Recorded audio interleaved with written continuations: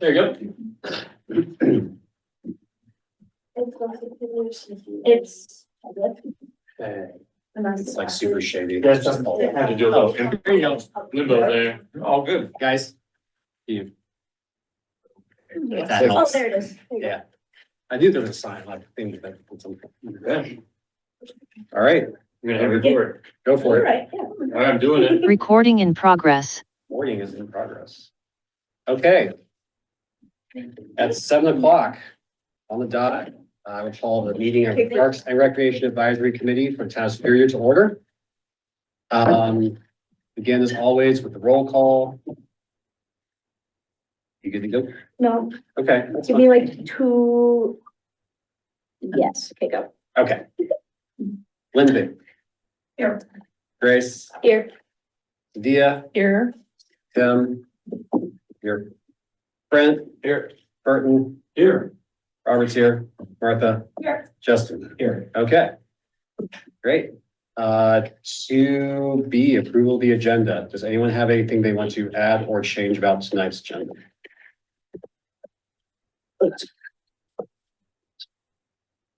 Okay, hearing nothing, I'll assume the agenda is approved. 2C, public comment. Is there any public comment in the room? You don't have to say anything, but if you want to, you can. Okay. Okay. Thanks, guys. Is there any public comment online? Yeah, no, there is not. All I have on here is just Leslie Clark, who's joining us for tonight's meeting, Okay. and a fellow named Robert Stevens. Yeah, that guy. Just Leslie. Just- More than just Leslie. All right, and I want to also recognize, not trustee, but council member. You got it. Yes. Thank you for coming, and also, thanks to our students for attending tonight. Thank you. And before we get rolling with the actual meat of the agenda, I would also very much like to recognize Grace. This is her last meeting with us. She's moving to Broomfield. We're very sad about that. Been very, very helpful to the committee. Really appreciate your efforts since you've been here. And sorry to lose you. No. Yeah. I'm just. I don't know. You can come back anytime. So, Have some public comment. no, I've had a blast and this was a great thing to come back and join. So I appreciate all of you and all of your insights and I've just had the best time. So thank you. Thank you so much. And also extra special thank you for taking notes. Which I just dropped. I was like, by the way. It's okay. Yeah. I can type, I guess. Good enough notes. Just good enough. All right. Okay, so 3A updates, recap of North Pool and South Pool walks. So a few of us did attend the North Pool and South Pool walk along with the aquatics coordinator, whose name I unfortunately already forgot. Katie. Katie, thank Katie you. Holman, yep. Katie Holman. So we did tour both North Pool and South Pool. It wasn't super long, quick look through sort of everything, look through the building, look through the pool facility. Obviously, I think the overarching theme there is things are in a little rough shape. You know, certainly a lot of repairs needed, just to keep things sort of at the current state. And then there's a lot of things we'd like to do to improve them. For those who did attend, I don't know if there's anything specific you want to bring up. Things that we saw or talked about. There's a couple. Yeah. I think looking at the footprints of the pools, there's areas or opportunities of both to add and expand. And, you know, obviously we have to figure out what the rules are around how far things have to be from X or Y, but it seems like there can be a little bit better use of the space. I think we also talked about the North Pool and the constituents there and the heavy swim team usage that footprint of that pool, changing that's probably not a likely thing, but figuring out what amenities or things can be added there that can be easily removed. We talked a lot about the North Pool becoming a 3-season pool, you know, sitting in the life of that, which would require some more changes to the building and some other, you know, updates, which are all part of what I think are in scope for the project. Right. It was pretty clear, there was some, from our aquatics folks, just was very candid around things that make life harder. And some of it we'll talk about when we get into survey. But I think some of that we want to hold and get resident feedback on and then go through pros and cons because we all are individually focused groups of one, but ultimately we have to serve the town in the best way, which also requires, prudent with budget, but also ongoing maintenance and trade-offs and those things. So things like probably not having sand features was a recommendation, some, clarity about how hard certain types of pools, whether it's small baby pools or hot tubs, are to maintain. But we also know those are things that the community has asked for and will likely ask for again. So more to come, but it was good to walk through it and see that things are very old and they don't just need like a dusting off. They need to be ripped out, replaced, Yeah. and truly renovated to serve the community going forward. Thank you. It was a very good summary. Anything else that you guys want to bring up for folks that were there? No, okay. Any questions about that? Any questions for the folks who weren't able to attend? Did you want to ask us anything about what we saw? Anything you're curious about? Question for staff, I guess Leslie, or anybody. I'm just curious what the timeline might be for to choose did we already talk about that? Choose the design firm. Maybe the timeline for when the designs might come out for the pools. Leslie, did you hear that? Oh, Yep, sorry, taking me just a little while to get on the camera here. That's kind of the start of 3B, the pool reno. Thank you. So timeline, We can transition in. Perfect. we are scheduled for a public engagement at your next meeting in April, on April 16th. I think we're gonna start around 6 with a welcome and refreshments. And then 6:30, transition to a short presentation from the design firm. And then they're gonna have stations where I think they're gonna ask for help from PARC members to help run some of these stations that might help us prioritize what the community needs. So the community would kind of circulate through these stations and, they might be having a short conversation or picking priorities or looking at pictures and putting dots on the pictures, which ones they like the best, those kind of things. So we really do want to allow for proper public input before we get too far down the road with the design. The consultants are also going to meet individually or separately with the swim team and the swim lesson folks because they're going to have slightly different priorities, most likely.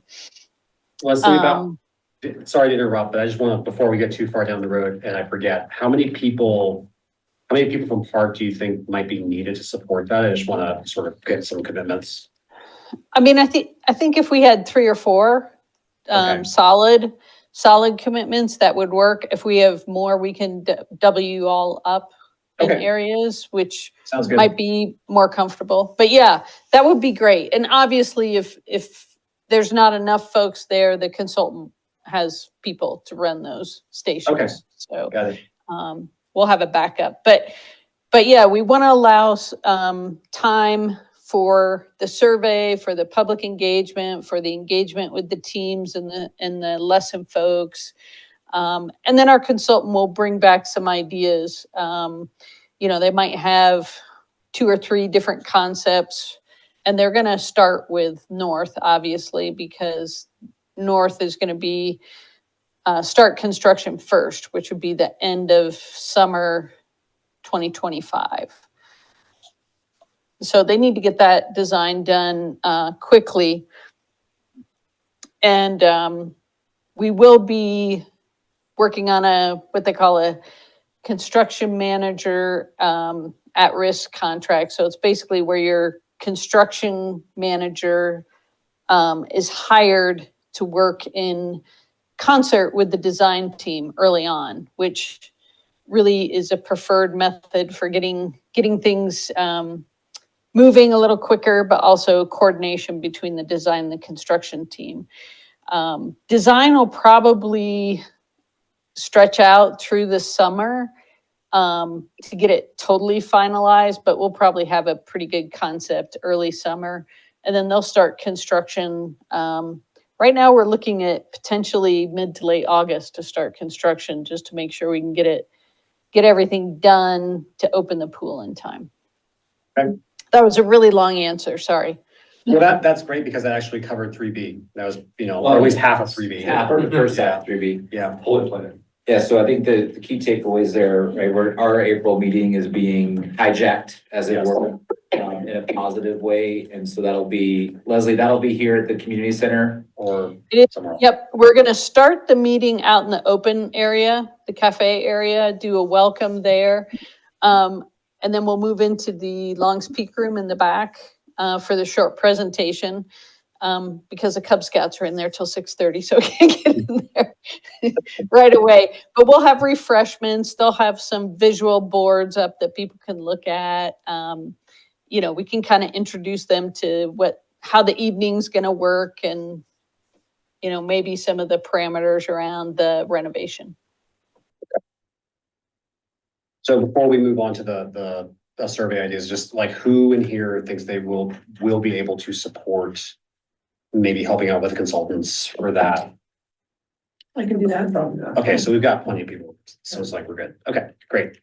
Okay, so let's talk about the survey ideas then. Yeah, so you have, want me to bring them both, if you want to pull them up. Yep. So Justin and I met and, created a first draft of the survey over the last couple weeks. And then earlier this week, we had a version that came from the design firm that was selected. That one I wanted to kind of go through Miriam. I actually decided against that because what I want us to do quickly is go through and really just strike out things that we think are kind of out of scope or that we don't want in there, and then we can bring them together. Because I do think part of our role is going to be to push hard on the consultants and make sure that it's appropriate for the town needs, but that also we're not making so many asks for things that we end up with too many things to whittle down. So that was kind of the balance that I hoped we could strike.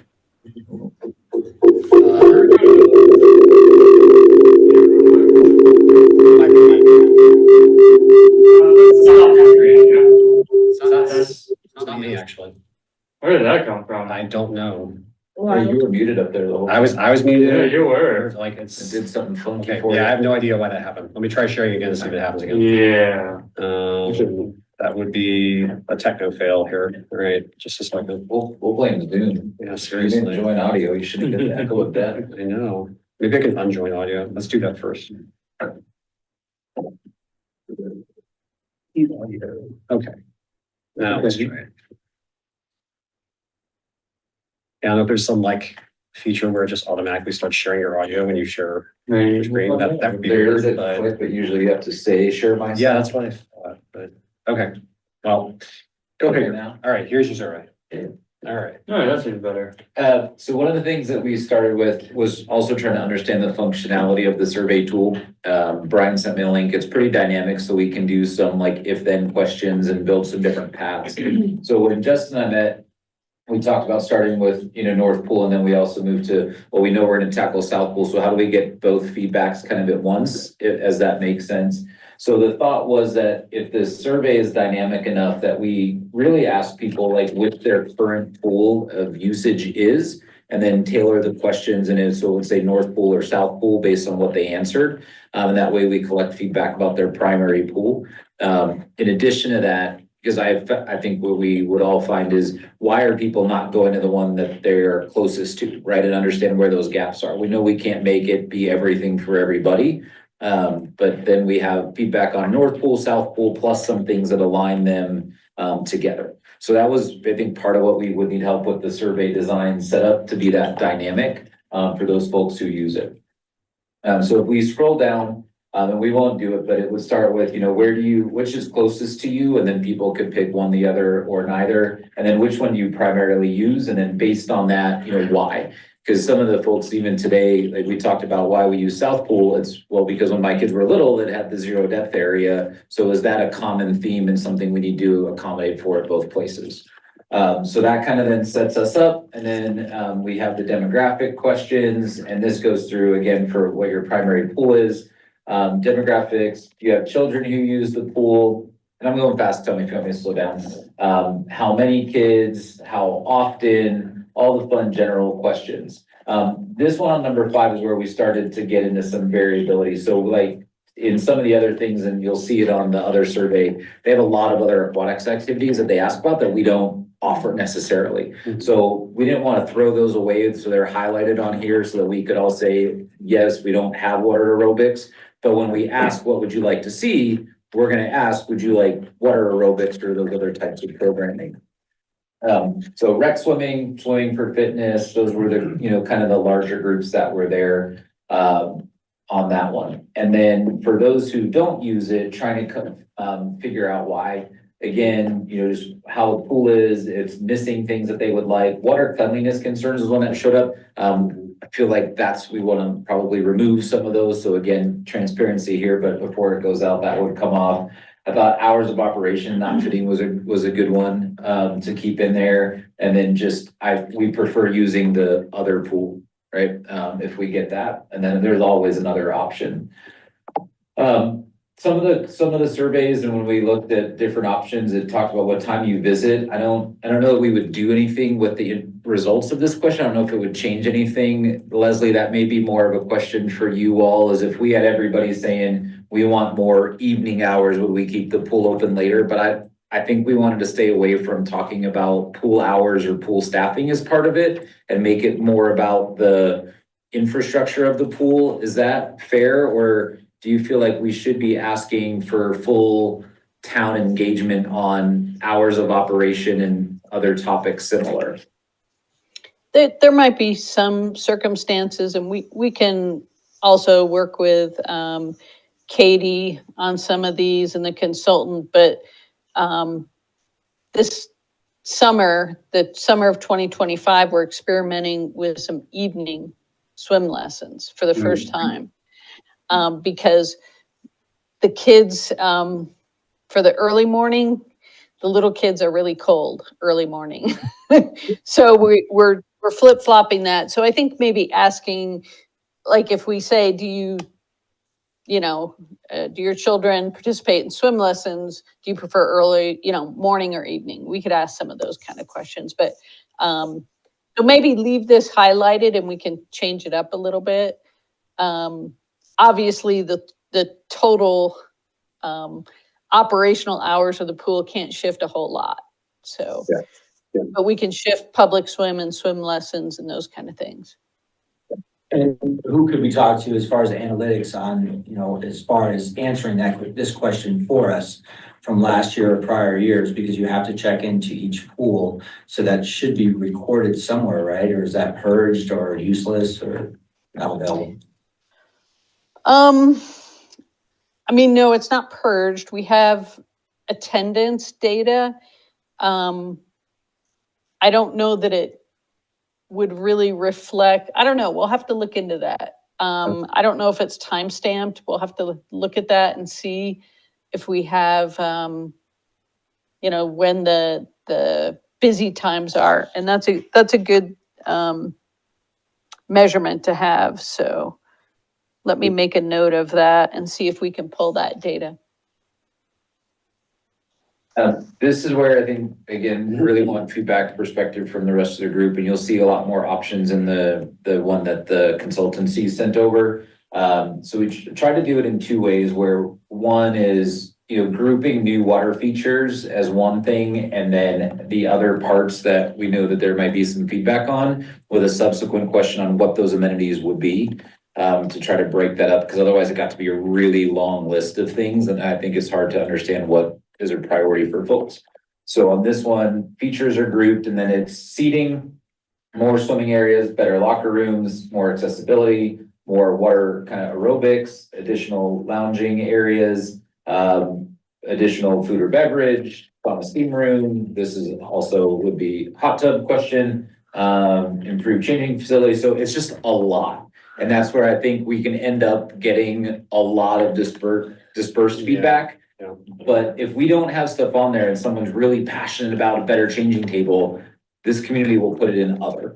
So some of this from a survey best practice, getting it down to 3 or 4, maybe 5 choices, like we'll whittle that down. But before we whittle it down, is there anything else that is in our team's head of what we would add before we take away? Based on the discussion that we just had, I wonder if we need to specifically say facilities for very young children. We do have family-friendly areas here, but I don't know if we need to be like saying like, sub 3-year-old kids, because that's kind of like I think that's most of the audience for those baby pools.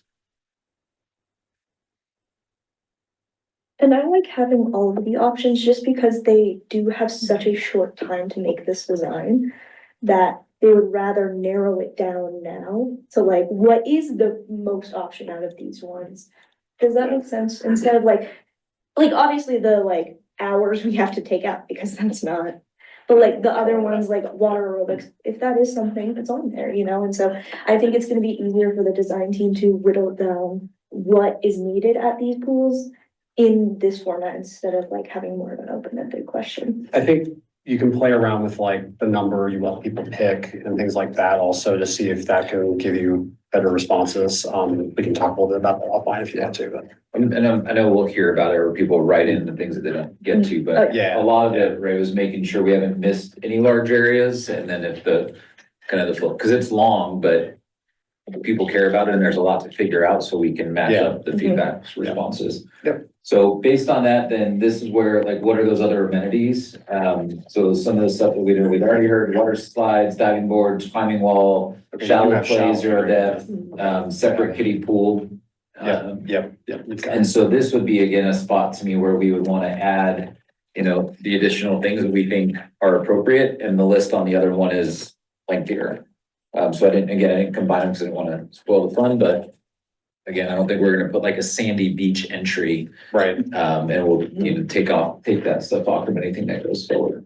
So then the list keeps going. Forgot it was on page 2. There you go. And then otherwise, is there anything else that we need to address? And then we finally get to, would you use the pool if it were heated, getting to the 3 season places, just because we may find out it's primarily the groups that want to use it at other times. But we'll find out from residents if they would use it in the other seasons if it was warmer and available. The other thing was, some of these, again, we can pare down, but understanding if we did all this, would it matter for folks? Hopefully it does, and we would get more people going to either of their pools. And then, again, where some of the different programming things around the community. So whether it was more swim lessons, water aerobics, family nights, just less about, call it, structures and more about programs. And yes, there's some overlap, and that was part of like why this is still draft mode. If you jump on down to the last part, then one of the things that we talked about before, so this we left highlighted, was if there was any appetite on charging a fee. And so that question is in there, but highlighted because, again, I don't know if that's something we want to tackle or not. I think it might be just useful to have the information because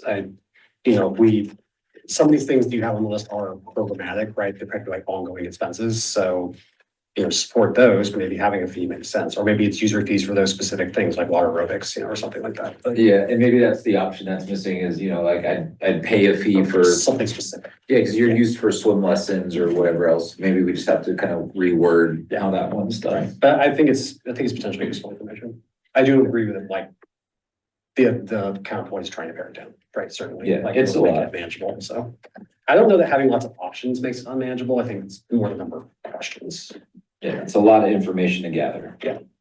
Well, and the So- thing that I was gonna share is, so my husband and I, we do use North Pool a lot in the summer. And I noticed that they actually don't usually check our ID. But what I'm bringing this up is like, you're supposed to then charge people's friends and family that are with Right. them. And that's a really good opportunity to bring in some extra revenue. So if they're not checking and they're just like, yeah, I'm scanning us in, the young folks, there is a lost opportunity of revenue. Right. So I mean, because we go every weekend predominantly, in the summer, well, if we're not on vacation. Yeah. So that was something we'd see a lot. South Pool, they check, but I noticed not this past year, it was this past year or the year before, there seemed to be, before that, like 3 years ago, there was some, after COVID, there was some kind of regulation, you could only have like 50 people there. But I swear, like a year or two, there was probably 100 people at the pool. It was almost less water and more people. So I don't, but they checked. But maybe- At least me and my family are pretty strict about it on the south pool side. It's probably because the south, north is, it's very different demographic. That goes- I've been there once. Yeah, and people, usually will bring their grown-up friends, or teenagers will bring their teenager friends, but I don't, as I said, I think they're just like kind of letting people through and they don't wanna, So I think that is a good question, because I do think there's an opportunity for like different things, but also for different services to get that revenue for the town. Okay. Did you want to look at your other one? Yeah, we can pull it up just because, so you guys see it all, because I think the really next step for was Justin and I to come back together after we ran through it quickly and just kind of get some feedback if we want, what questions we wanted to keep, what we wanted to strike, anything that we missed in the initial run through from other discussions. No, I think you guys covered it. Given the potential budget limitations,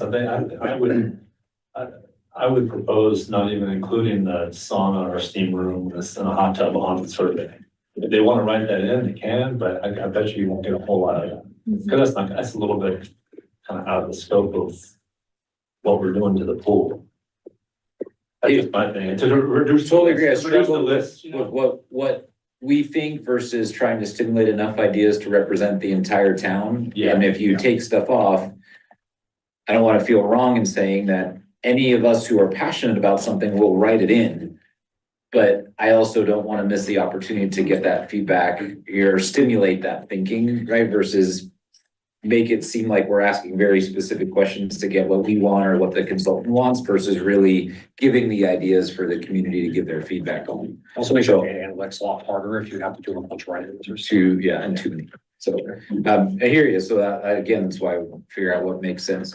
So this was one that the consultancy had sent over. We can scroll through a little quickly, a little bit of a longer intro in it, and we'll blend it together. But this one was, do you want to do it? And then all of these different additional things. So like log rolling, adding classes. So some of this I really wanted to share, and I know this was their initial draft too, but I also think from a scope standpoint, they may be thinking a lot bigger. And it changed how I was thinking about it to that point, like, are we being too small? Because if I could have scuba diving classes, I scuba dive, that'd be awesome. It is a havoc on pool chemicals, guys. Like I got in real trouble scuba diving in my old pools because it messed with everything. Like you're not supposed to do it. So some of that is just, here's a lot bigger list of all these other things, like a water zip line, obstacle courses.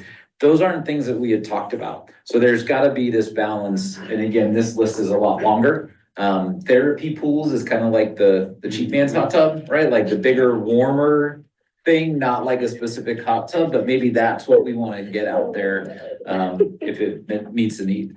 So you can keep scrolling through this and we'll send this out so everybody sees it. But again, this is where you saw like Sand Beach and some other things that I think we would say no to, but I didn't want to strike the list or not, share, so. Yeah. Yoga. Beer You could have taps and a grill. That's what I put on the list.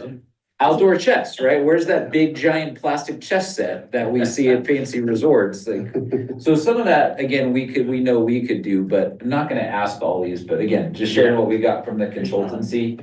I think on here they had which town do you live in? And it's like, we're not gonna ask that question because everybody better be a resident, otherwise they're not coming on their own. So we'll send it, but maybe what we can do is just get any thoughts individually back to myself after I send it out so we don't cross any lines. But that way, if I hear from you, please don't ask this and here's why, or make sure we ask that and here's why. Then when Justin and I meet again in April, we can get that kind of drafted up and then partner on that with the consultancy so that we feel like we've represented the committee and our town as representatives. This is for both pools. I see like north and south pool up there, right? It's not just for your north pool membership. That's the hope, is where it's really by like their primary pool, because South Pool renovations will happen as well. I just want to make sure like we're doing beaches and fish ponds ponds and whirlpools, and it all goes on the North Pole. There's no money left over for South Pole. I think It's that, extremely. No, we, I think that I've covered that at the top, like we'll get the primary pool, get the feedback and then understand where it fits. And then a lot of that would be informed by the footprints of the pool and what you can and can't do. So we might say, hey, the town really wants blank. Well, we can't fit that at North Pool, so that has to go to South Pool. Great, but we're gonna meet the need. and we did talk a little bit about the pools already sort of have a little bit of a personality, and one being more the competition, one being more the fun pool, and maybe that's something to lean into, maybe it's not, but you know. But I'm gonna say, Tim, we're not gonna put maker space at the pool. I apologize for feeling like. It's gonna get all wet. You gotta get home. No, you're okay. So we'll send those both out. Please, read through them with spring break and stuff. We wanna move quickly, because as you heard from Leslie, the consultants, they're signed, the design firm signed, that stuff's moving, and I think we wanna have a hand in the survey that goes to the town, and we've got to move quickly to do it. Is the goal to get the survey out for the public engagement sessions next time? Or? Great way to wrap up 3B. I believe the thought was that we would have the survey available at the community engagement via QR code or link, and then send it out in the Superior newsletter and capture feedback from people who aren't able to come. So that way it's similar feedback coming. And obviously we get more direct feedback and probably rich interaction at the event here, but then everybody could participate if they can't make the event. Sounds good. One thing I would just comment on because I saw it on the South Pool survey, not so much on the North, but the survey for the North feels like it's very kid focused, and there are a lot of people that don't have kids that do tend to use that pool because it's quieter, like we mentioned on the tour. So maybe including some of the things that were in the South Pool, like yoga and things like that are more an adult activity for the people that are coming that Yeah. might be focused. Well, that was the consultants list, right? So that's my own bias. My kids are, 7, 9, and 11. I know why we use the pools, and I would feel bad for someone trying to do group yoga while the hooligans are running around. But again, that's why we have them, and it's about getting the diverse ideas and not limiting it. So yeah, it was not a North Pool and South Pool. It was Brent and Justin based on all the things we've talked and heard, and then consultancy, and now we've got to smash them together. There's a lot of nice things, like the yoga, like those yoga floating things and the obstacle courses, those are all, they can let you come in and take them. That was That was something, one. yeah, Yes. that Katie was talking about is like at the North Pool, like they have to be she's talking about the obstacle courses and how they're just like a headache because of It's more of a lifeguard lifeguarding issue, Yeah. because you could get stuck under that, like, that's my first instinct, but, she also talked about like having things that are easily removable for swim meets at the North Pool was a really big, Yeah, things thing. you could bring out and like have them be fun things, but then when there's a swim meet, Yeah. they go away, so there's plenty of So space. I would just say like the Masters swims at that pool at 5 something in the morning. Swim teams are in it from 6 to noon. So setting it up and taking it down every day is probably and that's part of the pros and cons list where we get to, but that may be a South Pool ad, right? The other thing to be very clear that we heard was the amenities for our lifeguards and the buildings are failing. And so that's the part that we wouldn't get from the community, but Katie has on her like needs list that's getting pumped in. So we're not gonna put those on here, but those are very real for staff to make sure the pools are running appropriately. It's a 3-season aspect to it, so like maybe heated sidewalks. Yeah, that, we were talking about heated paving and then also insulating, like the North Pool building is not insulated, Like at all. like at all. It's not great. So if we are expecting it to become a 3-season pool, they need to, we were talking about enclosing that little space because they also have a bird problem. So there are a couple of other where it's like that, it would be nice because it's insulated and it solves their bird problem. So Yes. stuff like that. I ran my stopwatch on myself, but I'm gonna just take a little bit of risk. Any of our youth representatives from the class here, you guys spent probably time at the pools, anything that you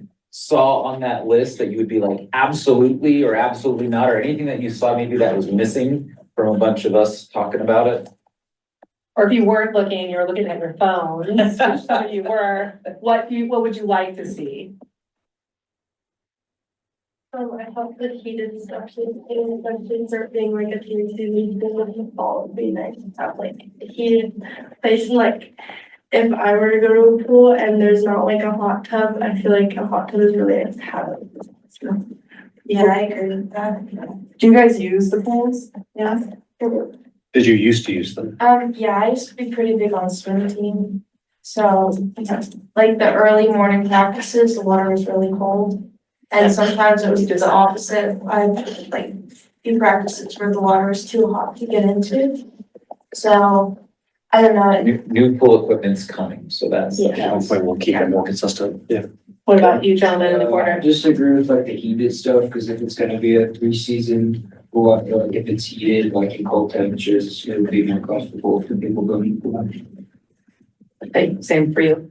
Yeah. Do you guys use the pool? Or have you? When you were little or younger? Would you use it if these amenities were to change?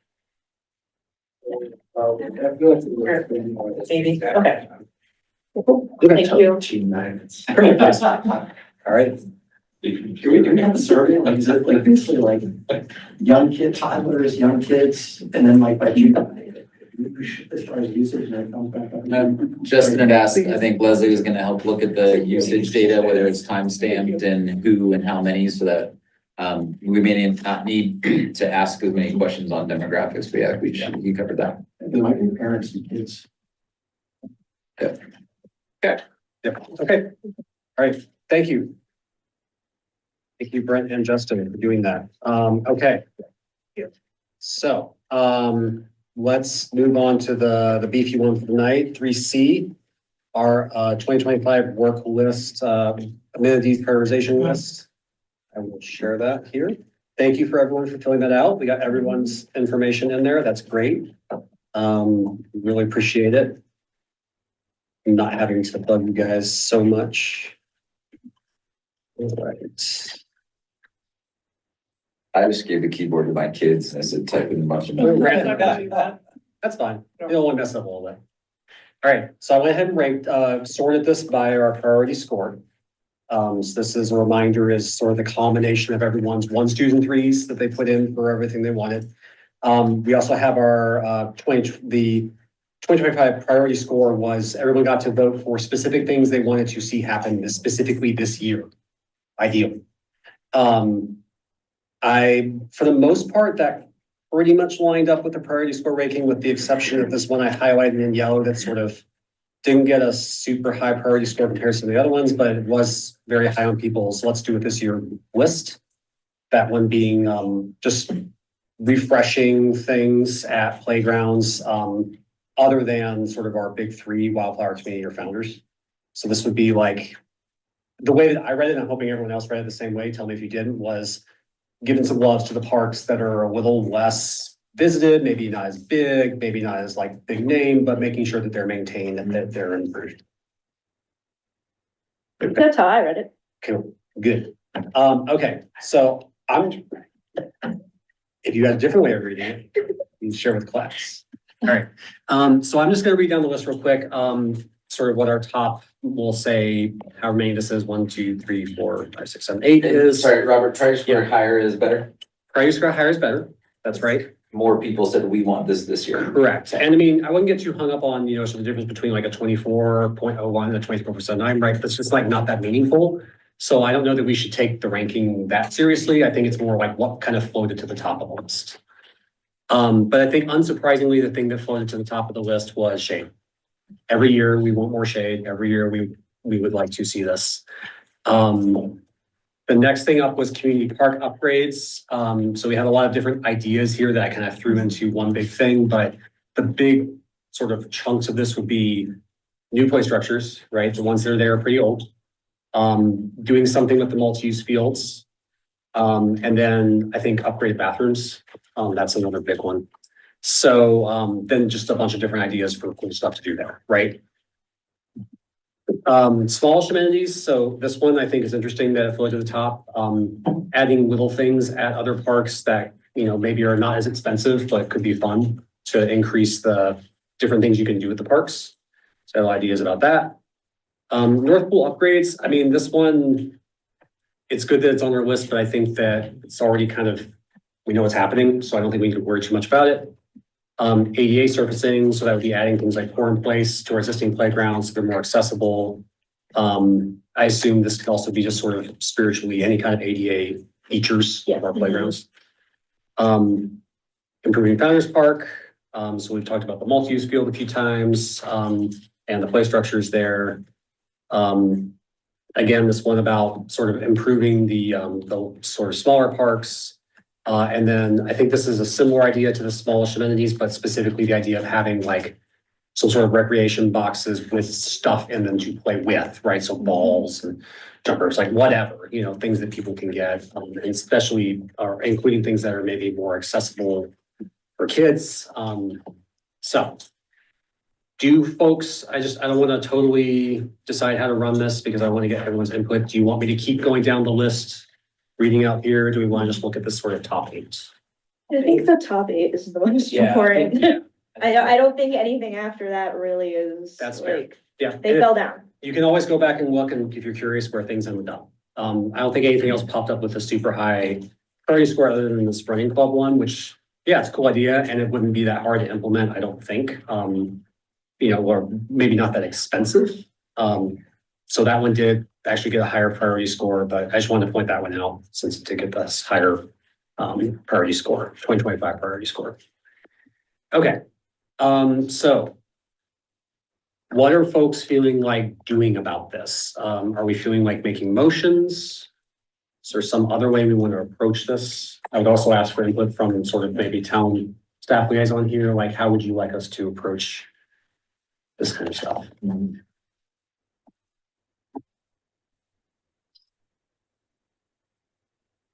At least coming from the town staff, as a town liaison here for tonight specifically. Mhm. And Brian could elaborate, or Leslie can elaborate on this as well here, but when I'm looking at your list here, so, when it comes to. There's a couple I've already had in mind for making enhancements eventually. Okay. So community park upgrades, I think there are it's in plan for new playground structures to be implemented there, if I recall right. When it comes to the multi-use field enhancements, my questions specifically for that is, were you planning on the multi-use field that's located over by the playground? Or were you looking more at our turf field or baseball fields? I took that to mean the turf fields, but other folks may have taken that to mean the big open grassy areas that are to the west. Okay, I was thinking the baseball field too. Okay. No, I was thinking the opposite. I was thinking the open, there's some light programming of soccer in the fields that are near community park. Yeah, YMCA. yeah. So, yeah, I guess it's divided, but either way. just overall general fields at that area Yeah, then. we could say that. Okay. Yeah. Home boxes, yeah, those are the big ones that come to mind for me when it comes to community park, since I kind of help oversee specifically the field space over there. Yep. When it comes to additional shade structures, did you all have any parks in mind specifically? I think community is always on my list personally, because that park has just a very large playground pit that is not really shaded at all. At least for not most of the day. For wildflower too. Yeah. Wildflower as well. It's full of fun, it's not exposure, so some of the parks have trees around them or structures or whatever. Mhm. The ones that have zero, I mean, that's really the focal point. Yeah. I think we may need to clarify whether we're talking about shade around the park or shade over the play structures. Play structures. Because a Because lot of that them have like the big ramadas and like Yeah. wildflower, you've got Yeah. multiple areas you can go be in the shade, but a lot of the play structure things are out and the concern is that they get too hot. Exactly. And so then we're talking about adding in those sails or something like that versus building giant new ramadas, right? Which very much breaks that apart. Shielding the youth is, I think, priority, but so many feels different. I just changed it to say over play structures primarily, but also other places, but it sounds like mostly we're talking about play structures. Yeah, most people agree with that. I guess the big thing is budget, like, what's the budgetary pressure Let's- for each one of these things? Let's not worry about that yet. Okay. I want to get down sort of what we care about and what we want to ask for, and then maybe we can talk about strategy around. Because I think like we just sort of ask for stuff, right? I mean, that's my take on it anyway. Okay. To kind of go back onto the multi-use fields thing, was it specifically about the fields, if you don't mind me asking, that we all were thinking? I'm, Oh, the baseball field at Founders is pretty bad. This is kind of not really super useful. Well, the one at Founders, yeah, that one's just, that's, Overlooked. due to field size, that's only eligible for like T-ball. Yeah. And Oh, really? Nice. literally nothing else. It's too small for softball. It's just, yeah. Additionally, because of where it's located, anything larger than that, you run into issues with potential issues like balls going through windows and stuff like that. So it's just one of those situations where it's underutilized because of the location of it and the field size of it. Should we change it? I mean, Looking, that's something that's on my kind of game plan for 2025 right now. If you all have ideas about it, don't be afraid to share it with me. I've had a couple of people approach me saying, hey, we could repurpose this as a cricket field or something like that, right? Yeah, it could be potential kickball too, but if you all have come up with other ideas, you could feel free to share those for sure when it comes to that multi-use field over there. Isn't cricket even bigger than baseball? Not here, though. No, the field wise it can be, it's, the field wise is very. Yeah. Right, it has a lot of variety to it. Yeah. Other ideas were tossed out there for like field hockey out in that field instead as well, but a lot of that also comes with like infrastructural problems. As far as I know, we're not planning to put any field lights there. So it really kind of hampers in on like what can be used at that field. What's the demand? Like, what are the fields that are in most demand? Williams Field, Superior Commons Athletic Field, and our baseball fields. They, right now, every day of the week, from 4 to 10, they're being used. Wow. What sports? What are the biggest sports? Yeah, rugby, soccer, baseball are our biggest ones right now. And it's too small for soccer or ultimate frisbee or something like that even. Well, I mean, ultimate frisbee can be tossed out there, sure, but, and some youth soccer fields can be tossed out there for sure, but not much else. When it comes to ones over at Community Park, you said enhancements, is this like an improvement of lights you were thinking about? Was it, I'm kind of getting specific, if you don't have any specific ideas, that's okay. So some of these, I will admit that I took things that people had said and just sort of stuck them in there. Okay. So if somebody remembers putting that in there, now's the time to speak up for it, right? I think maybe we were talking about those like small soccer fields next to Community Park. Like to the west. To the west, Oh, that so our west- like are only really used for like children's YMCA Yep. soccer because they're tiny. Yeah. And it's like, how do we make those fields? I think that's what it was, is how do we make those fields? Because we know people are using the baseball fields and Williams Okay. all the time. Okay, that's So good. mostly what we were talking about is those open area, currently just basically open grassy areas. They have like maybe a bit of light lining on them from soccer, but they're not usually used. Yeah. Well, maybe that's the connection.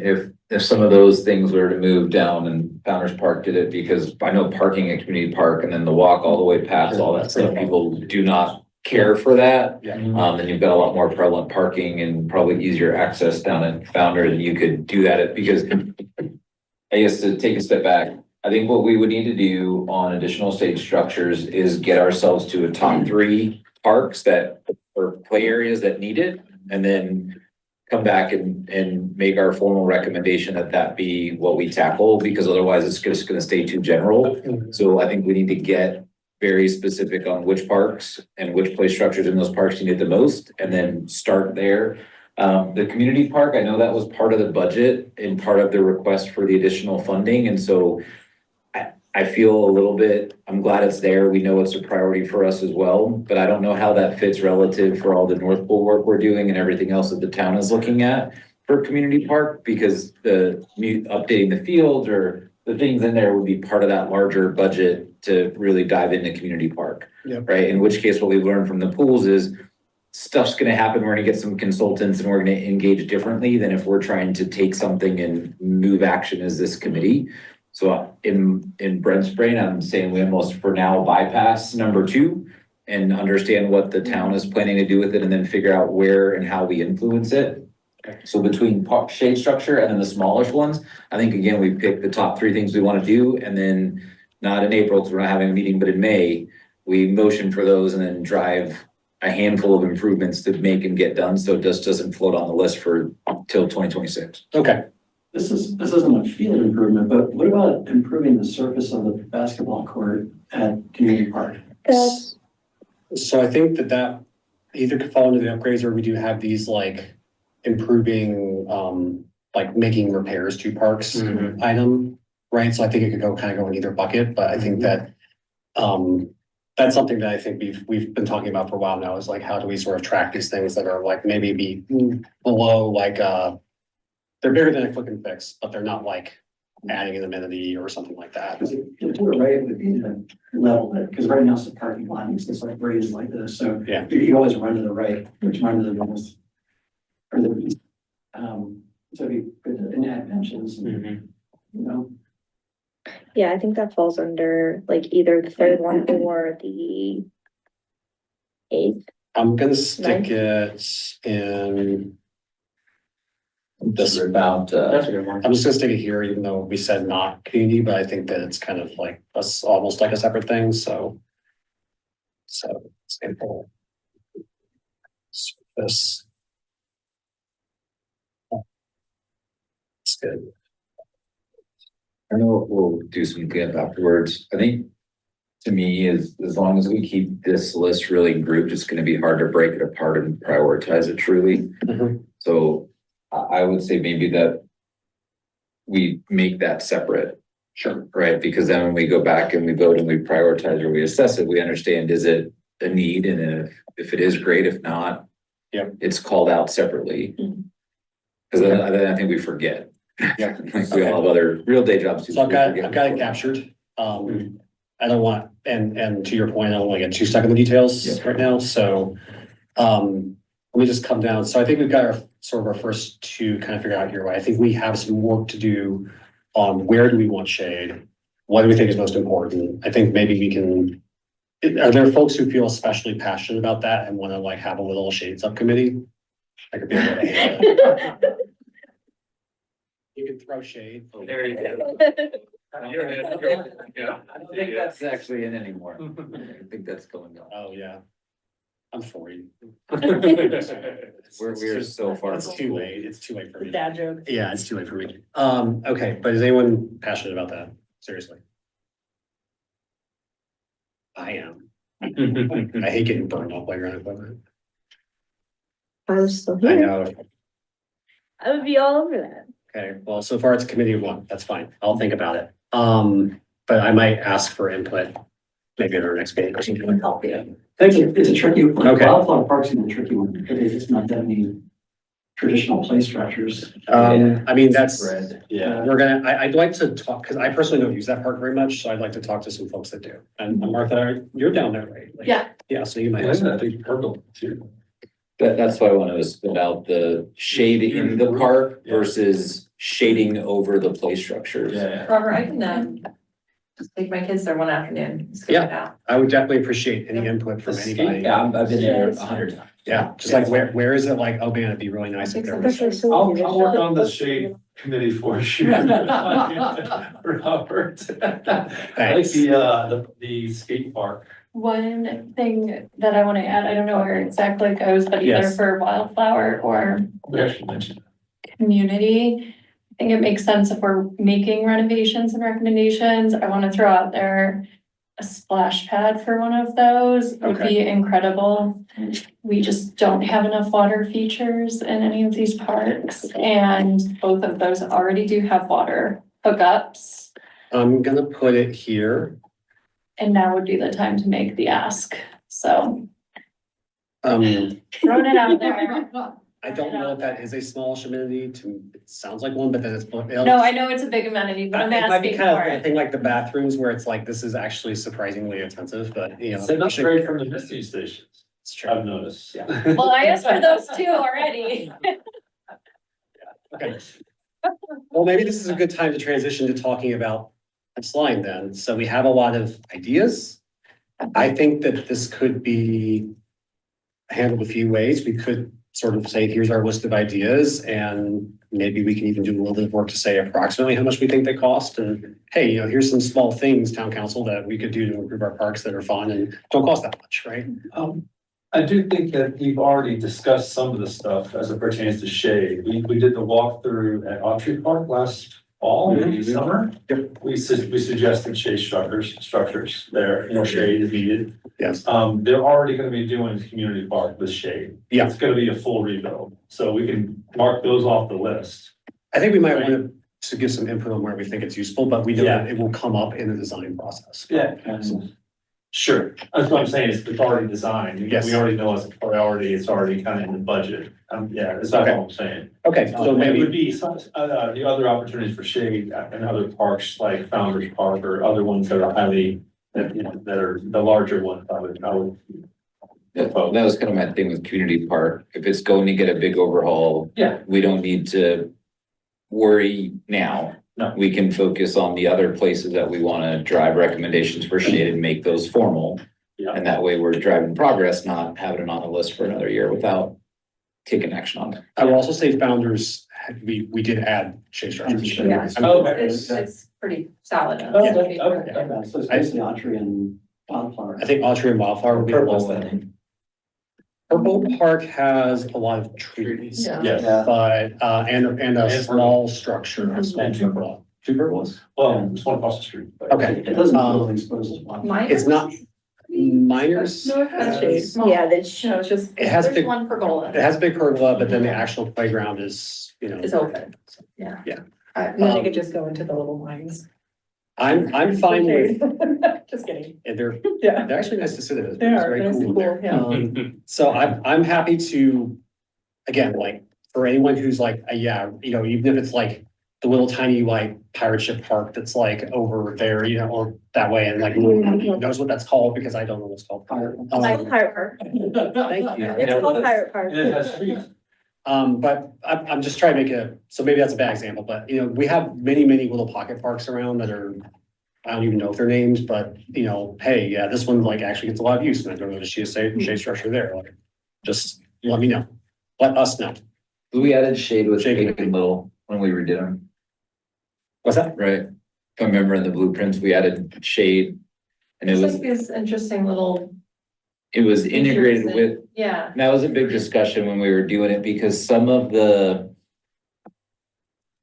whatever you call, like some of the play structures weren't amicable to adding shade. It had to be done in a certain way, so it was reinforced enough to be a center post to hook shade to, and it became like very much focal in the big and little That was Sagamore an issue discussions. for Founders as well. And so I think redo it. when we talk about like, that is a more major item, but I think what we probably need to do is just honestly get a full list of all of the parks that don't have shade over the play structures. And then figure out which ones are getting the most use and start there. Okay, sounds good.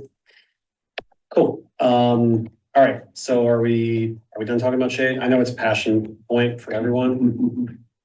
Well, not a lot of people grew their hand up to go get it, Surprisingly, so to throw any shade. it's, Nice throwing the shade. I wonder if something we hear about and it's like, if it's a real problem or perceived then. Right, number 1, 2 years. Oh, I mean, at least, I think since I've been here, it's been maybe 3 years running.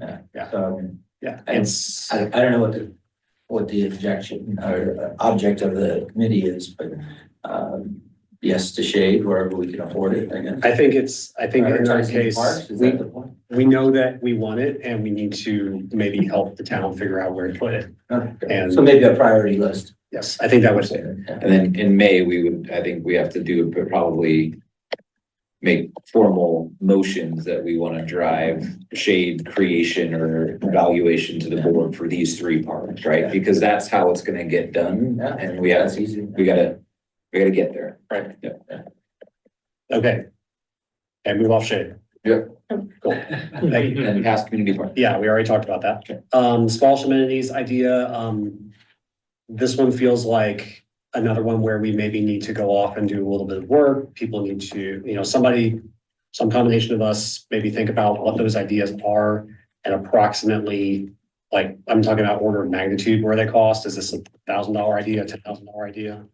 Like, what is this, does anyone feel passionate about that? We're a real passionate group. I know. I would like whoever is interested to, whoever's interested in maybe this idea of small amenities in parks, right? Things that are not super expensive, but are capital, right? Things that would have to be bought and installed or something like that. Well, what are those things, right? We have a little list of ideas here, which is great. Do we want to expand that list? I also think we need to take that list and then maybe put some numbers against this is approximately how much we think this costs. Whose idea was that? That one came from a community member, didn't it? It's been a culmination of, I think, a lot of stuff over the time. I'll jump in on that one. Okay, thank you. I'm happy to collect some ideas as I venture into the different parks Okay, over the next month. great. Maybe you guys can, That's for the cash boxes. I think that was something I proposed last year. yes. Do we want to loop that into the same thing? It's kind of. I think that they're similar enough that those things could be kind of stuck together. There we go. It's filled in a little sort of here. I am gonna just go ahead and make the executive decision to stick that in there. Okay. So We'll try to keep it. I know we said we were not gonna do this, but I'm doing these opposite. Oh my gosh, I would push to separate those because that was also I think it was the Eagle Scout idea, Yeah. right, that we got. And it became like, I think there's a lot more decisions on how to do that, sustain it, get it created, how, like, does it lock, like, there's just more on it, and I wouldn't wanna slow down if Liz and I go out and say, let's put a tetherball pole here, like, that could get done, and I don't want those things to sit while we're trying to figure out a bigger, how to staff fund it. Sorry, Robert, I know you wanted less. That's okay. I'm just trying to figure out where everything goes, right? And what we do about it. Yes. Selfishly, it'd be nice to have that renew, refresh, improve. Also lumped into that, growing section of new smallish amenities. That's just obviously my own agenda. I don't disagree that it's important. I think to me, they feel like different things. Okay. Like one is like adding new stuff, one is fixing the stuff we So got. that it's more of a priority to add new features than it is to fix what's. That says the ranking. Right. But- I think it's different. The magnitude is different because it's new smallish features. I think we're really thinking like, what are easy wins? Yeah. Or the renew might be bigger. So I go ahead. Well, I think again, we're hurting ourselves in the over generalizations that are on the list. So if there's specific things, I think we've got to start to break those out. Robert's an Excel whiz, we can easily make a pivot chart and regroup things. However, if it's a tennis court, renew, like we're gonna have to go, and that's gonna have to be a motion that we go to the board with specifically. And I think we'll find ourselves then, where is our scope? Where do those things live? And then we can be really clear about what we're pushing for when, because right now it all just gets lost in the general piece. And so that's where, we need to come back and say, here's the 3 things we want to do. I think we all take that through the rest of it, then we'll see by the end of this year, this list actually got smaller, or at least 3 things got checked off, because from last year. I don't know that we really got anything that we wanted. Yeah. And I think, and we need to change from what we did last year and do it differently this year, which is those formal recommendations, smaller, and then make those motions, right? And then follow up on. I think I didn't do enough like setting the scene here initially. Like I should point out, this is not really the end of the process, right? This is kind of the middle point where we've at least gotten a sense of generally, these are the things as a committee we care about. Now we've got to figure out more specifically what to ask for. And I think this is like control your scope, right? Let's ask for things that we think we can get. Let's ask, not be totally constrained by, there's no way we're ever gonna get this because of the money, right? Let's not think that way, but let's definitely think like, here is a reasonable list of things we think we could actually get. And I was gonna let you blame Grace because So she's leaving. So all the blame is gonna go on. That's right. I'm giving the blame. Because you're leaving. Whatever. All right, Not my problem. I'll stop taking notes right now. Oh. I will pass you saying this. and I do want to come back to talking about the renewing and refreshing thing, because as I pointed out, that one did get a little bit of a paradoxical score, right? It wasn't the highest on the list, but it also, then everyone's like, yeah, we should do this year, right? So let's come back and talk about that. That's kind of understood. Let's just get through the rest of these. So North Pole, I'm gonna put this as, we're gonna get to it. right? We're not gonna talk about it right now because that is like the big topic of the next meeting, so. I thought we said we weren't gonna vote on it either. It's somehow was still in here, so we're not gonna worry about it. Cause it is the real number one priority for the. Yes. So we know it's on there. Let's just cover sort of these next two real quick. ADA surfacing, I think we know that it's a good idea. Off the top of anyone's head, yeah, anywhere specific? Bathrooms.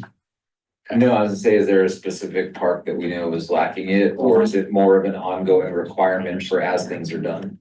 Oh, Wildflower has no idea, but it feels to me like, it's a huge sucking sound. Like, I think there's very, very expensive. Like, from every time we do a playground thing, it's like, oh my God, 4 in place. Okay, you can have like 10 structures, or you can have 1 and 4 in place. Oh, I didn't know that. Is it really that? Kind of. Looking at you, 'cause I feel like you, I do, I Yeah. know about Yeah. third place. Sort of, I mean, this is why it's In- helpful to have you. in the long run, I mean, the way that they did it at Community Park was not correct, in my opinion. Yeah. But people are moving away from gravel and mulch because it gets in kids' eyes and it's just like unsafe and it's also not ADA accessible. In the long run, is it more expensive? Yes, but will it make playgrounds more accessible to people? Also, yes, and it'll be more safer. So those are the pros and cons, where it's, yes, it is expensive it's basically pouring concrete, so it's. Well, but I mean, Wildflower and Community have the concrete paths and they have the pour and play that lead to accessible swings. Yes.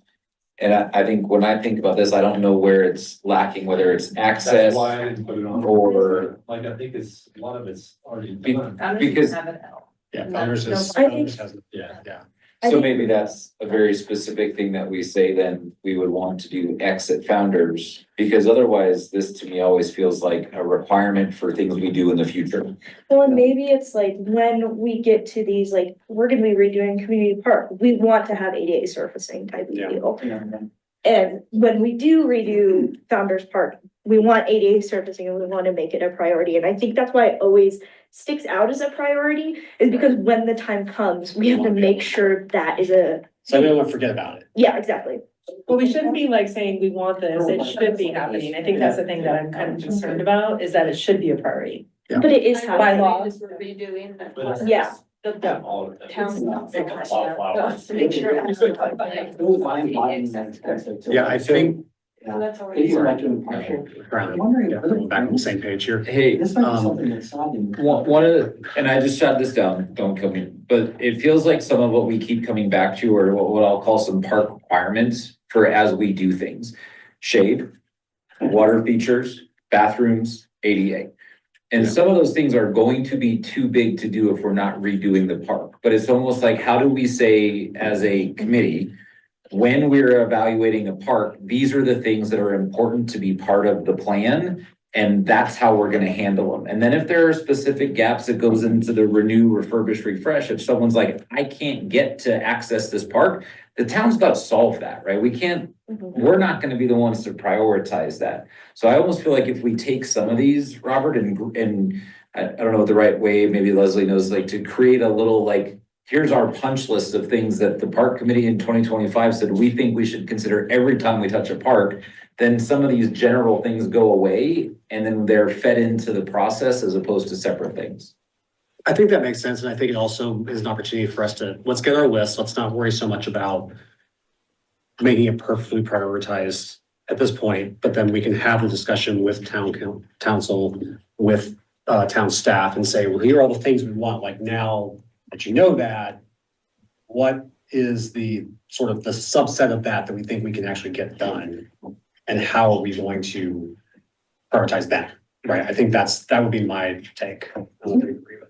Yeah, it's an important place, seems like the de facto, but are there best practices for ADA that it's important place, maybe the gold standard, the platinum standard, or gold standard and the copper standard, and then are there grants to be added? I mean, I know like basic federal grants, forget about all this stuff, but I mean, I like, there are private grants, organizations that we could tap into for ADA stuff. No Can we look at this more granularly?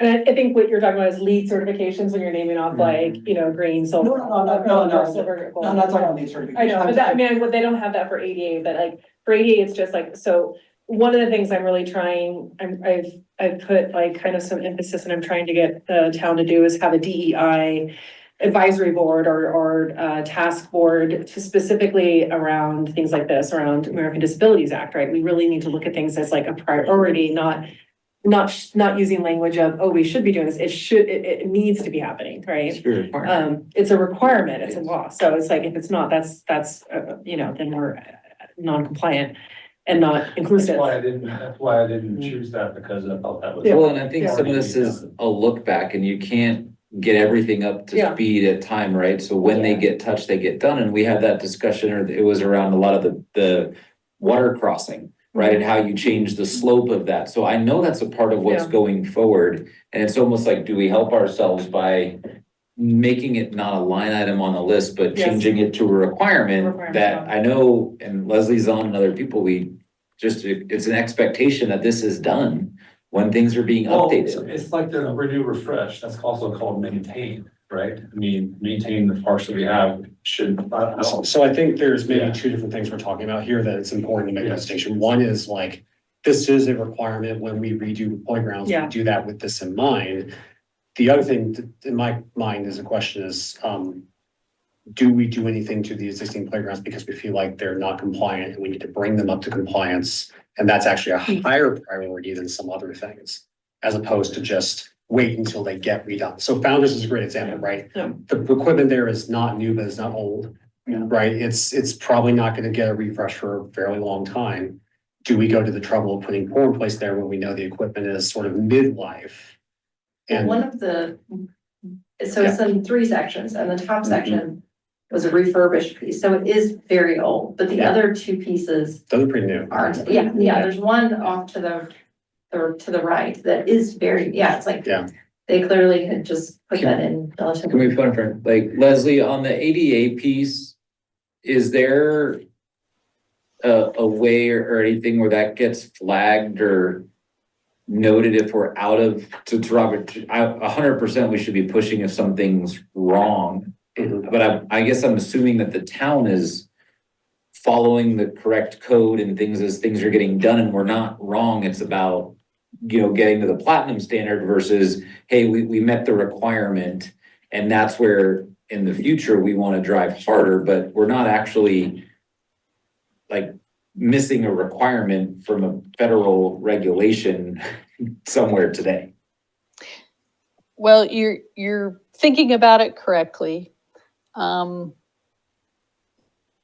If you look at Community Park, that pea gravel is 100% not accessible. That is our worst accessible playground, although we do have a small piece of pour in place there. So that's one of the reasons that has migrated to the top of the list. And I think whenever you redo a playground, you redo the structures, the surface, and the shade all at once. It's not very efficient to do those things separately. It's more efficient to do them all together. So yes, when we look at what's the next playground after Community Park, what's the next one? And, coming up with that prioritization might be hard because some of them, most of them have the wood chips, the EWF, which is considered accessible, but it's not great. It's not high level accessibility. But those wood chips are also very hard to maintain and they contribute to our wildfire risk. So so we, the idea is that eventually we'll get rid of a lot of that wood chip surface. We'll have new playgrounds that come with shade. So that's kind of, the goal. Which ones rise to the top of the list? That's where we really need some help from you all. And I think when you look at this list, this is a great list, but think about this in a 5-year capital kind of portfolio. We started talking about Community Park years ago. It's getting on the list this year. So it takes years. So when you ask for something, you may have to ask for it for 2 years, 3 years, 4 years before it actually gets on that 5-year capital plan. But keep asking and keep prioritizing, because that's what, we need to see. And sometimes priorities may change based on who knows what. Something falls apart sooner than we think it's going to. But I would say we're not great on accessibility, especially with our playgrounds. We're behind. So community park will be a huge step forward. Sagamore and Children's, all those parks that got redone, those are, fabulous, great accessibility, new structures. The shade, that was integrated into the equipment, that was probably the most efficient way to do it. Not that we couldn't add more shade later, but. Okay. But you guys are thinking about it the right way. Yeah. When you touch something, you should fix all those things.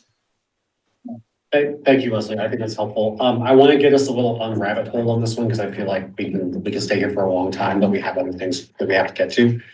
So my proposal is that we keep this in mind, that this is a requirement going forward for any kind of playground improvement or renovation we're going to do, right? If there are specific places that people are specifically concerned about, let's keep those top of mind and maybe make that part of our recommendations that, hey, here's a spot we feel like needs to be addressed. So Founders is a good example maybe of that. Is like, yes, it's not that old of a playground structure, but it doesn't have any accessibility features, right? So maybe that moves it up the priority queue. Yeah, because I was gonna say, I found this thing, so it's based on the number of elevated play components. Yeah. You have to provide one accessible route. The play structure itself doesn't necessarily need to be accessible, but it has to have an accessible route to the playground structure itself, just one. So if Founders doesn't have a pour in place up to the stairs, it needs one. Okay.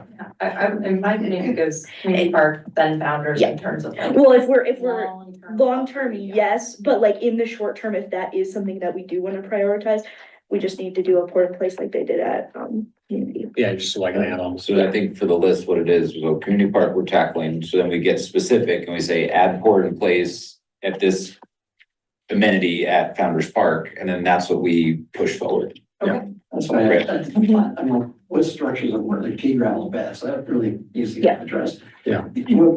City Park has got a really great accessible park. They've got a merry-go-round that wheelchairs can get on and a wheelchair swing.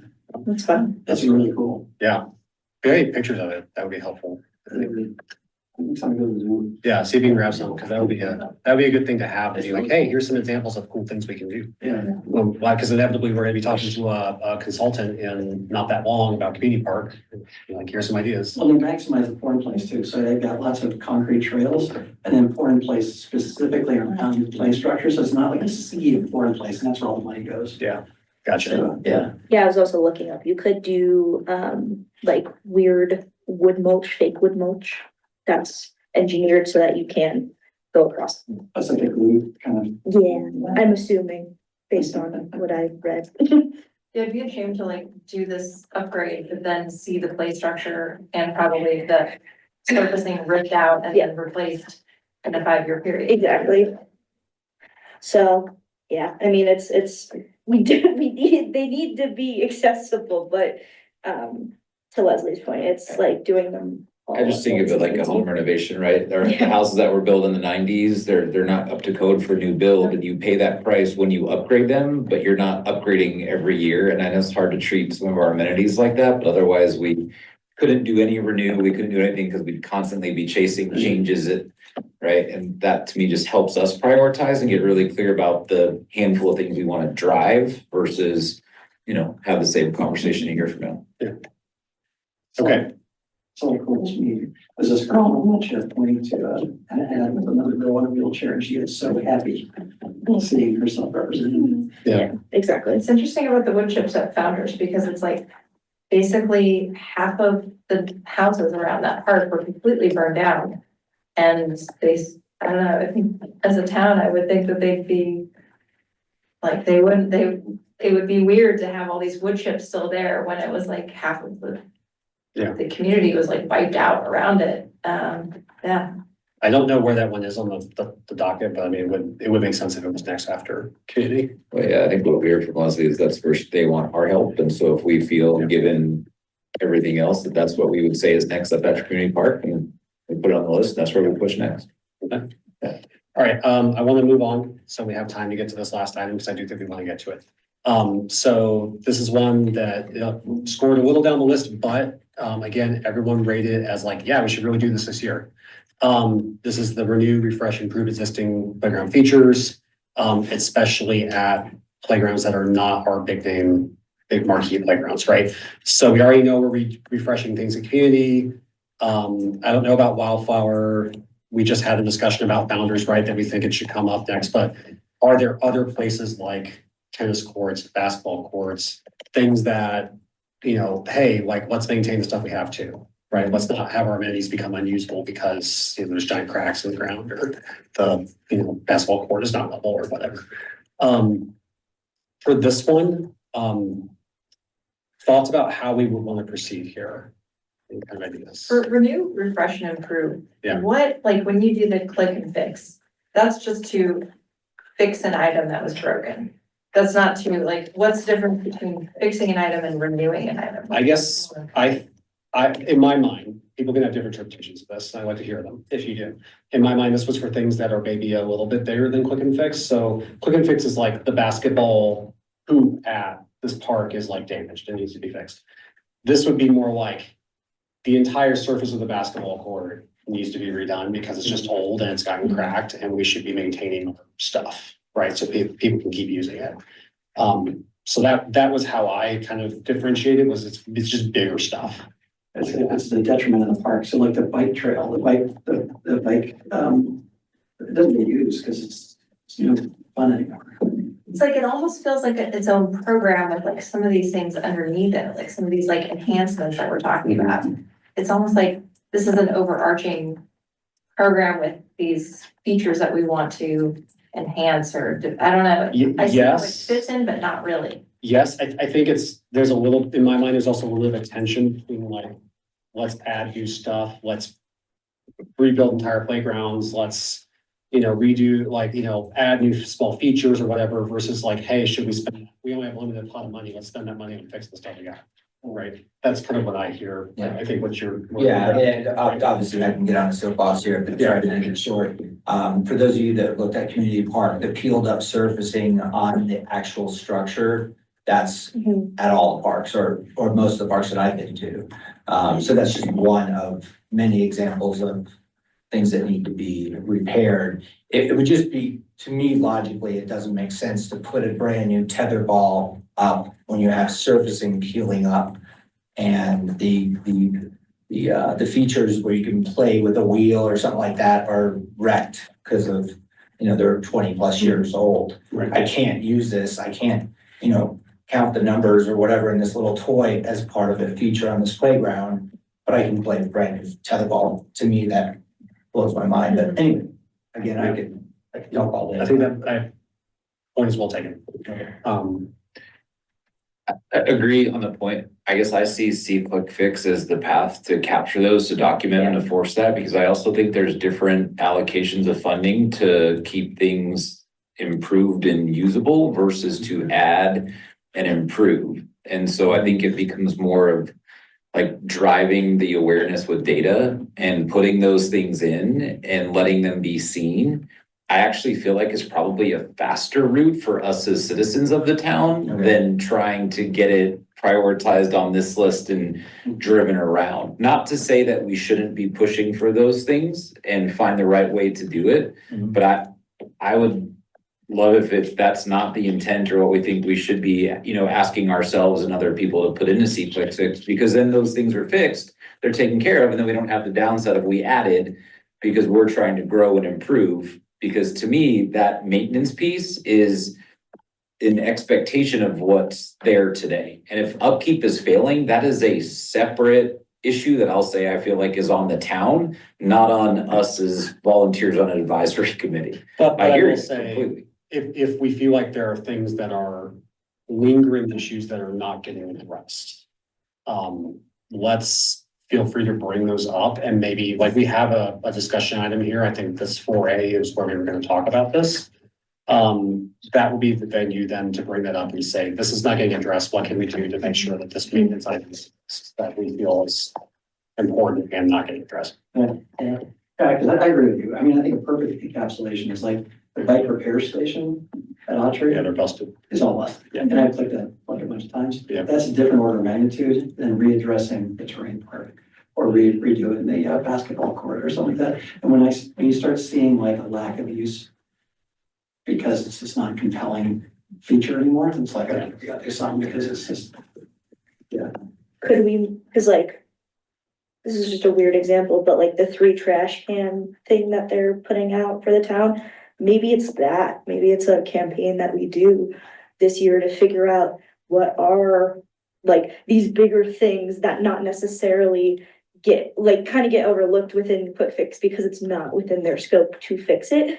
But it's like, maybe we do like a Renew, Refresh, Improve campaign where we, go to, 4th of July and like at our booth, like have the things there where it's like, hey, we're asking people like, what are we missing that needs improving? Maybe not this year, but next year, things like that where it's like declining, so we can catch it beforehand, but we're directly asking people through this campaign, you have access to the items that are in Quick Fix within the park because Yeah, so they don't.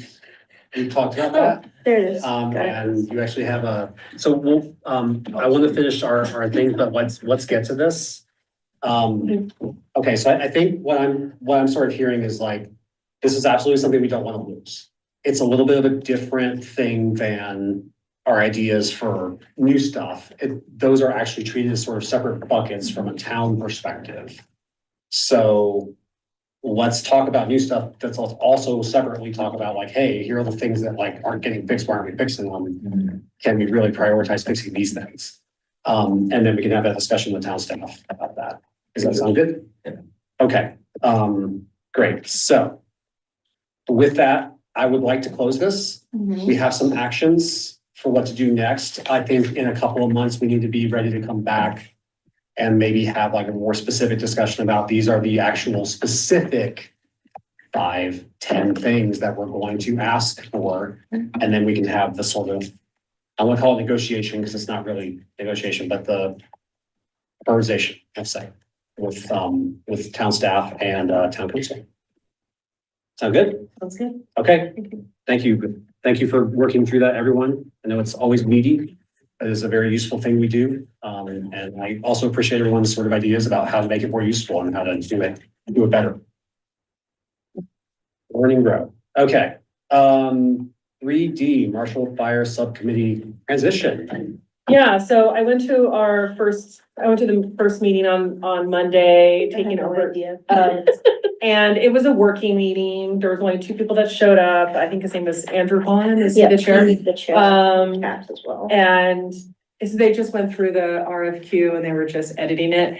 I'm glad I'm there because I could tell they haven't worked government because they were putting in things like, oh, let's do what City of Louisville's doing and do like, I guess they had some animal memorials and they were like, let's put that in there. I'm like, oh no, we cannot put that in there. So I appreciate that they're trying to think, like they're looking at different ideas.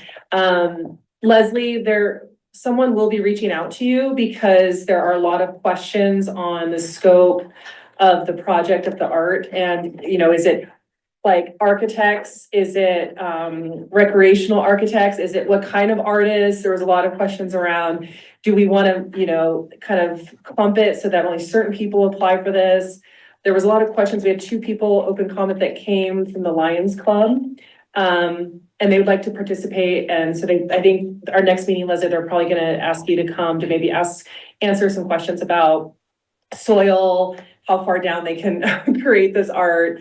So I just wanted to let you know, so someone should be reaching out to you on more detailed questions. And also like, how much do things cost, right? Like, I think they were given initially a budget, I think about $25,000 from the council. And they were trying to figure out how to break that down, but they don't know.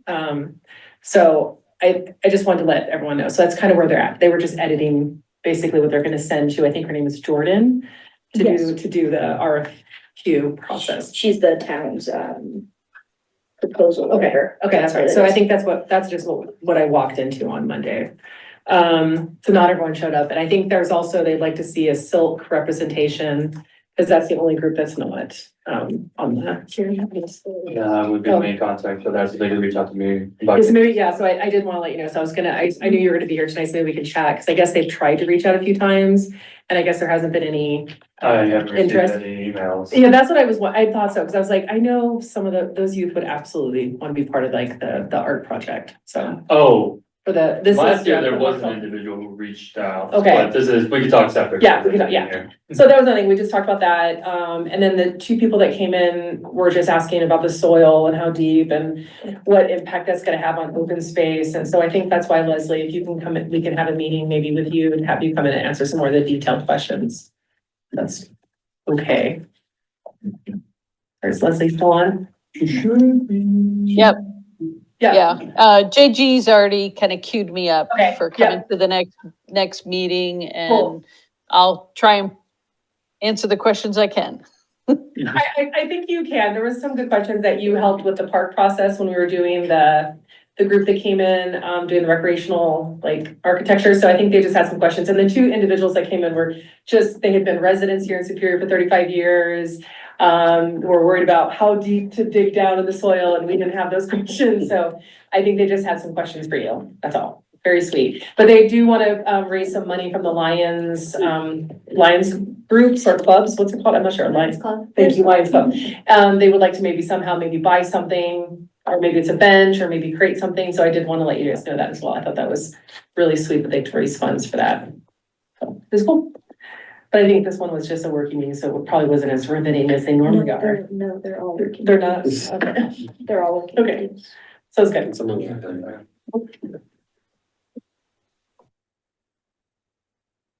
Cool, thank you. Thank you. Yeah, of course. All right, 3E, choosing a date for the Wildflower Park walk, which I know we just talked a ton about other parks, but that's another park that exists, and we should go do a walk there. Change it. Yeah, does anyone have it can't be next time, obviously, because we are doing the engagement session. May. Anybody know for sure they're gonna be available in May? Am I available in May? I should probably check. Would be the 21st. Okay, so I may actually not be available because my class is like pre-K graduation that day. No, I don't have to be there. Pre-K.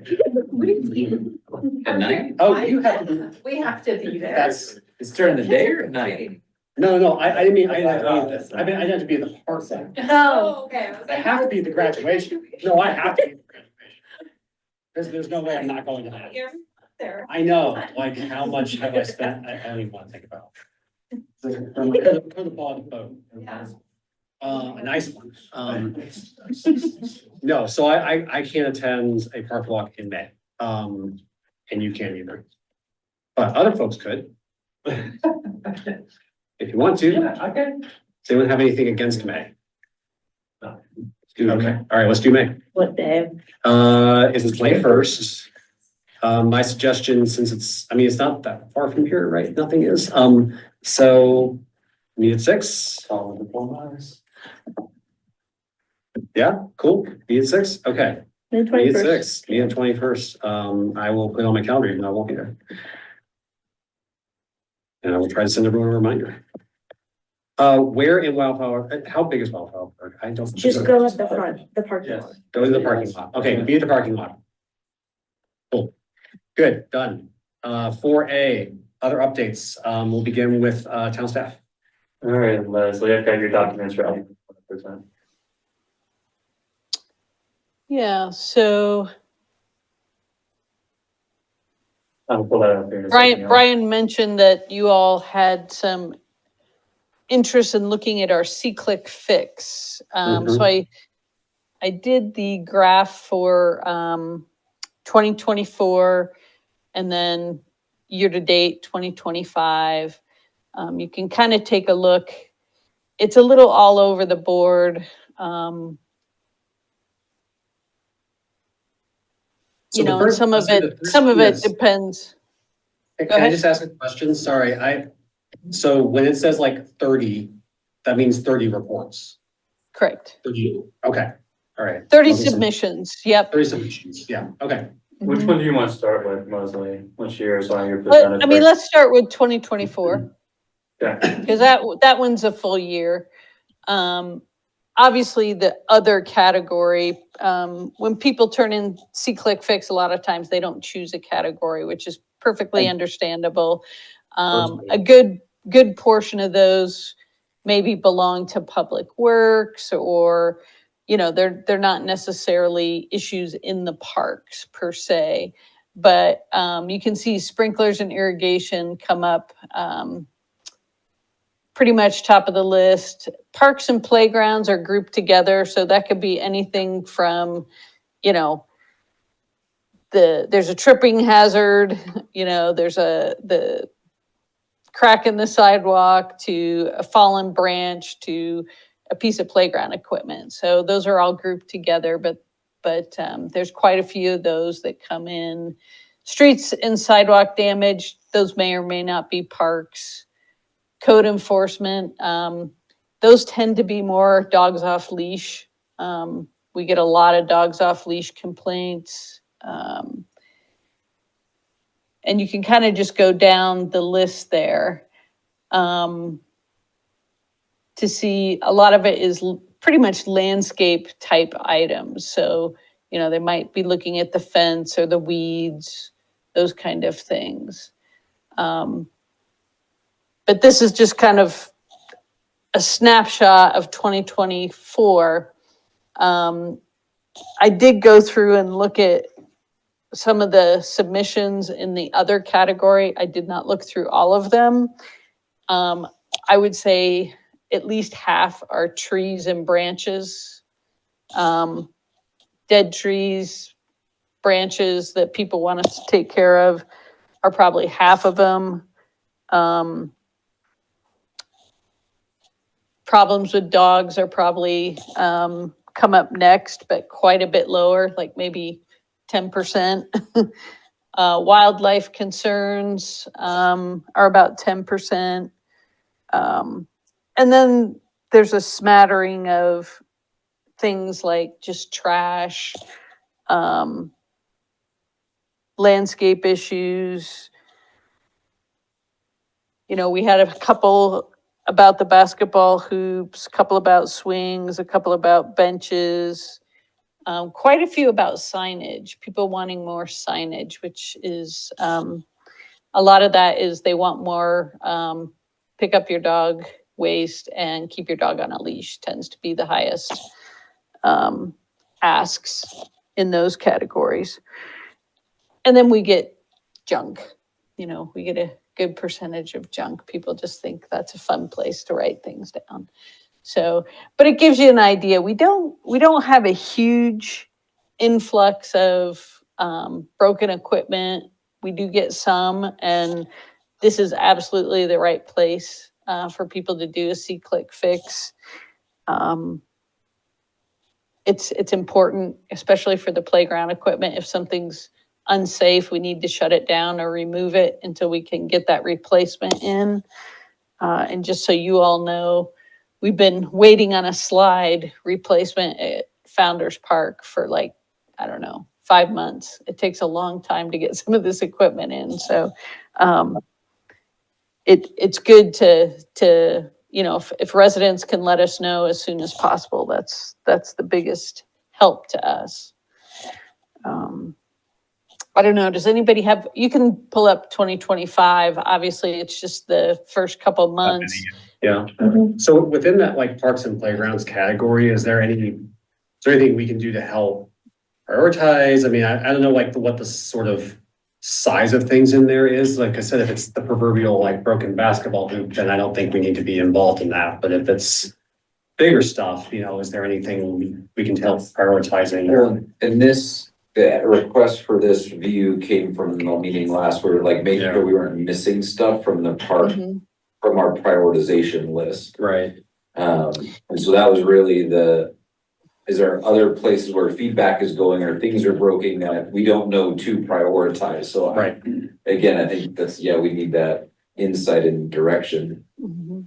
I think just letting residents know that this is the best method to get something done, because it's quick and we track it and we have a record of it. So it's so much more efficient than sending an email or a phone call. So we really encourage people to do this. You can take a picture, you can drop a point on a map, you can do all kinds of things in the C-Click Fix that'll help us target exactly what needs to take place. I think probably within parks and playgrounds, other than landscape items, benches are items that we have some old benches out there and we're replacing them, little by little each year. But we still have a ways to go. Those tend to rise to the top. And dog issues, lots of dog issues. Those tend to be pretty hot. Yeah, this is the most appropriate place to send dog issues? Yeah, I saw There's that a- email. I mean, there's a Yeah. code enforcement thing on, so it makes sense.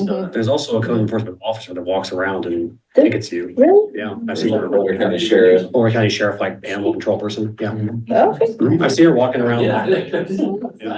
It's a big deal. Yeah, I think the dog issues are they typically just want more signage or asking us to communicate with the animal control person that has a new name now. What are they called? Animal protection officer. To communicate with them, because when we start getting a lot of complaints in an area, we'll let that officer know so they can go up there and they're not all about writing tickets. They educate people and talk to them about why we have a leash law ordinance and why that's important and why you have to pick up after your pets and all those kind of things. Well, thank you. It's helpful information. I think that it might still leave us a little bit in the position of there are big things we see and we can, certainly as private citizens, we can submit them to C-Click Fix. But I think also if we feel like there are things maybe that are lingering and not getting fixed, often I think that's probably a resource issue. But should we still be bringing them to you? Just like, hey, Oh, absolutely. Because sometimes we don't know, Yeah. We're not at each park every day. And when we go to the parks, we don't always do a full inspection. So while we inspect all the playgrounds at least once a month, like the bike repair stations, we're not necessarily looking at those all the time. So it's good to know if they, need replacements and things like that. So yeah, absolutely. And you can just shoot me an email or put it in C-Click Fix. I don't care, but don't Fair enough. hesitate. Okay, so everyone heard it here. You can email Leslie. Or call her. And then she's gonna forward it to Parks inbox. Yeah, exactly. I was like, wait, that's I think one of the things that I wonder if it would help would be if at the parks, I know signage is a thing, like if there was the QR code with it and here's your location and in getting more of that, because I think the more, again, it's just a data thing, the more evidence we can show that work needs to be done, the more likely work is to get done. So not to flood it with fake stuff, but That process. That's a great idea. And it's, Yeah, I if we like can, that. it's more just like I've used it exposure multiple and times. awareness around Yeah. that this process is here and Like see something wrong, see click fix, make sure you tag it Purple Park. Thank you for helping keep the community safe. It's not a huge. I would say, I love the QR code, because then just broadly in the town, like having see, click, fix QR code sign.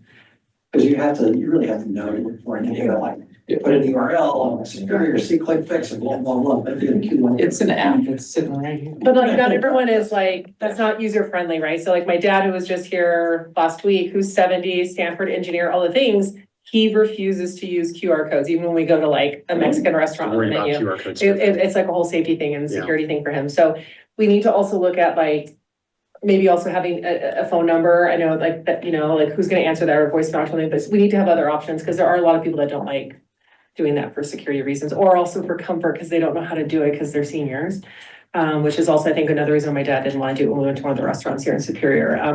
One next to Safeway, and they don't have menus, you just use the QR, and he's like, he just didn't want to do that with his phone. So, but I'm just saying, there's people that like are not comfortable with QR codes, is what I'm saying, so. You want to look at other options as well. Yeah, there is a associated risk with that, and there is vandalism that's pretty prevalent with the QR codes, so. Yeah. Okay, I'm gonna move us along just because we need to get finished here, but definitely something that we should continue to think about how we're going to maybe raise the awareness of that service. There is a planned dinner / meeting with town council that is May the 12th at 6 p.m. I believe it is at the town hall. Just making everyone aware of that. Please plan to attend if you are at all able. And I can't remember if I sent an email or not, but trustee, council member, Craig Crafton, I will be in town for that. Oh, so that's right. Okay. But we'll talk to your associates. Yes. Okay, okay, tell everybody that, project updates, community park, playground, central park, and civic space. I was late, I'm too, Dan. Yeah. Welcome back. Okay, community park playground, we are looking at putting a RFP out for design on that here fairly soon. Probably in the month of April, we'll get that out and we'll come through probably your next, since your April meeting is kind of going to be pool focused. And your May meeting is going to be with the council. Is that true? No, It's on a different day. Okay. So maybe in your May meeting, we can have you guys help us with the scope on that and work with the playground consultant. See what our priorities are. I think a lot of it is pretty no-brainer of what is needed over there. So that's coming along pretty quick. Central Park, I don't know if folks have been up there, but they have been doing a lot of earthwork and grading. They've put the sidewalk in. The light pole bases are in, and they started grading for the half-court basketball. So that's moving along. That park is probably going to open in phases because I believe the shade structures and the restroom take a really long time. They probably aren't even going to be delivered until November. So I think they're going to try and open other areas of the park. And then, those areas might have to have a short shutdown while we do installation. But civic space is right on schedule. We're looking at construction wrapping up the first week in May. And then we'll take the month of May to populate the area with furniture, equipment, supplies, that kind of stuff, get staff moved in, get staff hired. And we're looking at the grand opening of the civic space coinciding with one of the summer markets, June 18th. That's great. So mark your calendar for June the 18th. That should be a lot of fun.